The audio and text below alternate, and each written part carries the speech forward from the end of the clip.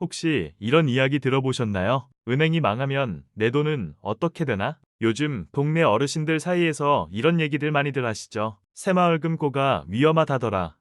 농협도 요즘 이상하다. 갑자기 문 닫은 지점도 있다던데 내 통장은 괜찮은 걸까 걱정되셨을 겁니다. 저도 부모님께 연락이 와서 이 통장에 있는 돈 빼야 되는 거냐 물으시더라고요. 그래서 오늘은 확실하게 짚어드립니다. 농협, 새마을금고, 수협, 신협 이 4대 서민금융기관 지금 무슨 일이 벌어지고 있는지, 왜 조심해야 하는지, 그리고 지금 당장 확인해야 할 것들 전부 차근차근 알려드리겠습니다. 자, 먼저 왜 이런 이야기가 나왔는지부터 보시죠. 작년부터 새마을금고 관련 뉴스가 정말 많이 쏟아졌습니다. 대출 부실이 심각해지고 있고 그걸 감추려다가 감독기관이 조사에 들어갔고요. 심지어 일부 지점은 예고 없이 문을 닫는 일도 있었습니다. 이게 단순한 소문이 아니라 실제로 벌어진 일이죠. 한두 군데 문제가 아니라 전국적으로 1,000곳 이상에서 부실 가능성이 있다는 얘기가 나오고 있습니다. 이러다 보니 새마을금고에 돈을 넣어둔 사람들, 특히 고령층 분들 사이에서 불안감이 커지고 있어요. 사실 새마을금고는 옛날부터 동네에서 익숙한 이름이잖아요. 조합원 가입하면 이자 더 준다, 친절하다 하니까 연세 많으신 분들이 특히 많이 이용하시는데요. 지금은 오히려 그 특유의 친밀함 때문에 방심하기 쉬운 상황입니다. 그럼 농협은 안전하냐?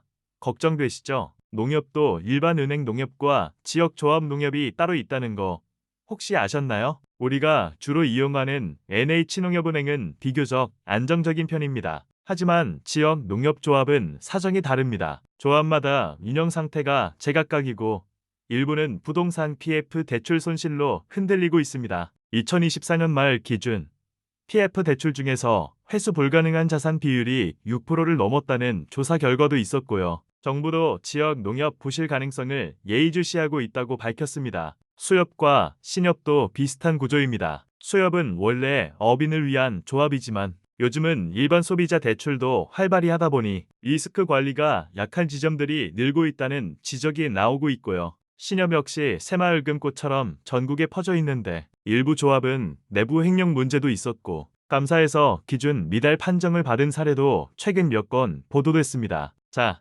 그런데 이런 은행들이 망하면 어떻게 되느냐? 가장 많이 물어보시는 질문입니다. 결론부터 말씀드리면 예금자 보호는 5천만 원까지는 가능합니다. 하지만 조건이 있어요. 1인당 한 금융기관당 5천만 원까지만 보호되고 조합 이름으로 된 상품이나 특수예금 상품은 보호 대상이 아닐 수도 있습니다. 그리고 폐쇄가 갑자기 이뤄지면 돈을 찾기까지 몇 주, 몇 달이 걸릴 수 있습니다. 이게 바로 미리 대비해야 하는 이유입니다. 혹시 이런 경험 있으신가요? 아이고, 여긴 항상 잘 되던 데인데 왜 이래? 그런데 요즘 금융 환경이 급변하면서 그런 익숙한 곳들이 제일 먼저 흔들리는 경우가 많습니다. 부동산 경기가 꺾이고 대출 회수가 어려워지니까 서민금융기관들이 제일 먼저 타격을 입는 거죠. 그럼 앞으로 이 은행들 어떻게 될까요? 정부는 당연히 부실을 막기 위해 개입하겠죠. 하지만 중요한 건 정부 개입 전에 내 돈을 안전하게 관리해 놓는 것입니다.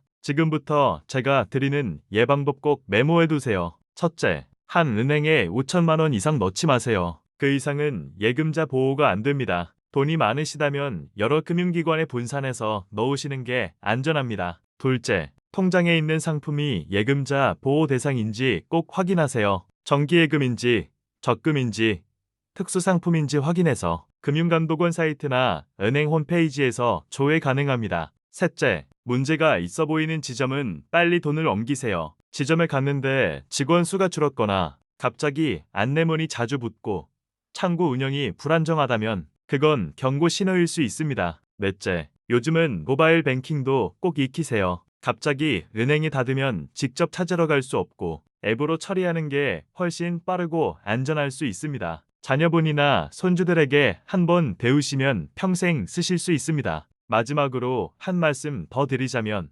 은행은 항상 안전한 게 아닙니다. 예전에는 은행에 넣어두면 무조건 안전하다 생각하셨지만 이제는 조금씩 공부하고 대비하는 시대입니다. 어르신들, 우리 평생 힘들게 모은 돈 지키는 게 진짜 중요합니다. 부디 오늘 이 영상이 도움이 되셨다면 가족분들과도 꼭 공유해 주세요. 그리고 궁금하신 점은 댓글 남겨주시면 제가 하나하나 답변 드릴게요. 다음 영상에서는 더 구체적인 예금 분산 전략과 추천 은행 리스트도 알려드릴게요. 건강한 하루 되시고 오늘도 감사합니다.